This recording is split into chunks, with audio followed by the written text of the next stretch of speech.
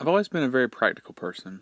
When given the choice of form or function, I'll almost always choose function. But what if you didn't have to choose? Sometimes a product comes along that figures out how to give you the best of both worlds. This is the Urban Armor Gear case for iPhone 6. UAG was kind enough to send me this case for review, and in the 2 weeks that I've used it, I've been very impressed. The first thing that everyone will notice is the screws on the back.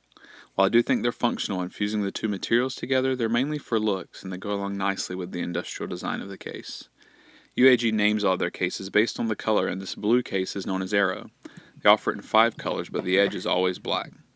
I do think that a white edge would look better on a white iPhone, but I understand that the corners and edges are designed to absorb all the impact and they would definitely show scratches and dirt. The black iPhone looks very sleek in these cases. The case is a one-piece design made from hard polycarbonate and soft TPU rubber. It also features a honeycomb design on the inside for extra shock absorption. To install the phone, you start with the volume button side first and then firmly press each corner in place. It fits very tight and the case doesn't feel stretchy at all. I've pulled on the most flexible piece by the mute switch daily for over a week now, and it's still kept its shape.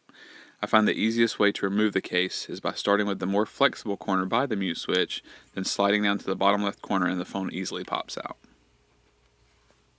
Generally with a rugged case, you either talk about how stiff the buttons are, or you say they're bearable and they're okay. That's not the case here. UAG has included slits beside all of their buttons and it makes them work amazingly well. It feels just like you're pressing the actual buttons, and I've never used a case that does this so well. The volume buttons protrude from the case ever so slightly, which makes them easy to quickly locate and press. The power button, however, is almost completely flush, and although it's still just as easy to press, it can be difficult to locate in the dark or when you're not looking at your case. There are generous cutouts for the headphone jack and lightning connector. Instead of leaving big gaps around these cutouts, they've filled the space by bringing the material flush to the phone. This keeps dust and debris out and it looks great. I really appreciate this kind of attention to detail. A screen protector is included with a cutout around the home button and around the earpiece and camera. Although I generally don't like screen protectors, this one's really good. It is the exact width of your screen though, so be careful when installing it because there's no margin for error. It's very smooth to the touch and handles glare just like an iPhone with no screen protector. It handles fingerprints and smudging well, and any smudges it does pick up aren't really visible when the screen is on. The real beauty of this case is how thin it is. It measures in at just over 10 millimeters, which means it's only adding roughly 3 millimeters to your iPhone. You'd be hard-pressed to find a case this thin that provides this much protection. The protection mainly comes from these skid pads on the corners.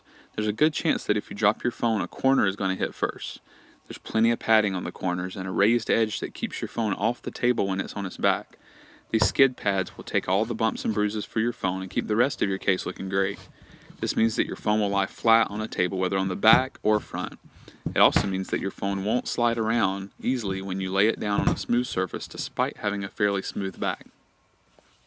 UAG cases meet mil-spec standards for drops. This means that they can withstand repeated drops from 4 feet to the face, back, and corners. I dropped my phone over a half a dozen times from pocket height and texting height with no noticeable damage to the case or phone. Although the case is very thin, I have no problems dropping my phone in this case. The most controversial thing about this case is the cutouts on the back. The UAG representative that sent me the case said the bottom cutout was to see the color of the phone, and the top cutout was to allow the Apple logo to act as a mirror. It certainly is reflective, but you're not going to see much more than your eye in such a tiny mirror. However, since they don't put these cutouts on any other case, I have to assume she's right. A number of people have reported using them as grip points when holding the phone. In portrait mode, your index finger naturally falls in the top cutout, and when in landscape mode, both middle fingers easily rest in the cutouts.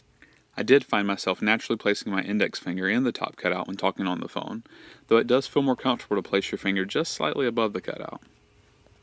The UAG logo on the back has a nice metallic finish, but because of the font choice, it also spells Gen if turned upside down.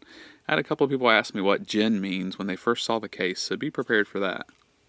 I had previously said that it'd be hard to find a case that protects as well as the OtterBox Symmetry without adding much bulk in the same price point. Boy, was I wrong. This case is definitely my new go-to case for an iPhone 6 recommendation. The only downside would be the industrial look if you don't like that sort of thing. It protects the phone very well, is surprisingly thin, and the included screen protector is really good. They sell for around $30 on Amazon or $35 on UAG's site with free shipping. I'll leave a link to both in the description. If you have any questions, please feel free to leave those in the comments. I'm usually able to respond to those fairly quickly. If you've enjoyed this video review, please click the thumbs up and consider subscribing if you haven't done so already. And as always, thanks for watching.